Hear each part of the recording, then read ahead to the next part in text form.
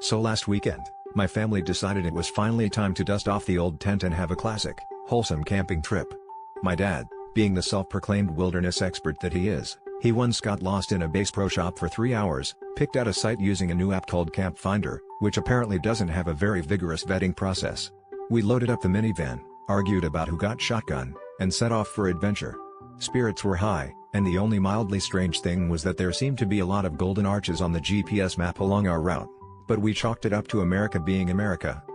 We arrived at our campsite just as the sun was setting, and I'll admit, it was oddly well lit for a spot in the middle of nowhere. There was even a little speaker box and a laminated sign that read, "Order here."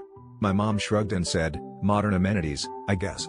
We pitched the tent right in the middle of a nicely paved, winding lane and started roasting marshmallows over a suspiciously warm metal grate. Occasionally, a car would pull up behind us, the driver looking confused, but we just waved and offered them a s'more. We thought we were just making friends with the locals. By midnight, things got a little weird. A line of cars had started to form, stretching all the way down the road. Some people seemed pretty upset, banging on their steering wheels, and one lady just shouted, "I just want my nuggets." My dad, ever the peacemaker, tried to take everyone's order and promised their meals would be ready soon. I started to worry when a guy in a suit with a headset showed up and started taking notes. My little brother was convinced we were auditioning for a reality show. The marshmallows were running low, and tensions were high.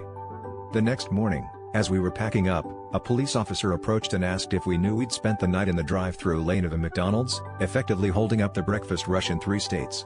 My dad tried to argue that technically, we were just camping under the stars, and the golden arches count, right? Long story short, we're banned from every McDonald's east of the Mississippi, and I finally understand what my mom meant when she said, "Next time, we're just pitching a tent in the backyard."